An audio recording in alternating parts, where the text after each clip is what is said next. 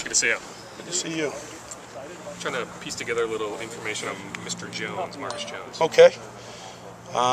What can I tell you about him? You tell me. He's obviously caught your eye a little bit. Yeah, you know, anytime you have a guy that has the kind of speed he does and just the natural ability, you feel like if you get him the ball, good things are going to happen. So we're very fortunate because we knew he was that kind of player, and to get a kid like him out of North Carolina, we were pretty excited because we feel like there's 8 to 10 to 12 touches in a ball game that he could really make a difference for us and change things with his speed and his burst and just his playmaking ability after he gets the ball. In a position of need, right? Yeah, pretty much. You know, I mean, you're going to need to have playmakers all over the field, and if you can spread the field with a guy like him, it makes your run game that much more dangerous and takes a little pressure off your outside receivers when you put a kid like him in the slot and they've got to account for him. So. Mildly surprised it's happening this fast, though. No, not really. I mean, you know, someone asked me about playing freshmen the other day, and I think it's so much has changed with how much a kid like Marcus year round he's playing football, doing things.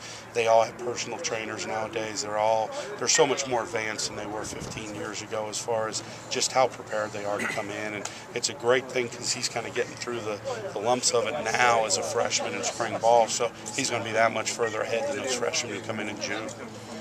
Do you see maybe one of those freshmen possibly getting a chance to prove themselves like him? One of the ones coming in, they all will. You know, I mean, there's, you know, like Coach says, we're not going to give away playing time. So if a young guy comes in and he's done what he's supposed to from the time he signed till the time he gets here in June and he's mature enough to pick things up, we won't sit anybody on the bench if they can help us play. And the receiver position is one, like you're talking about, that's needs a lot more depth there.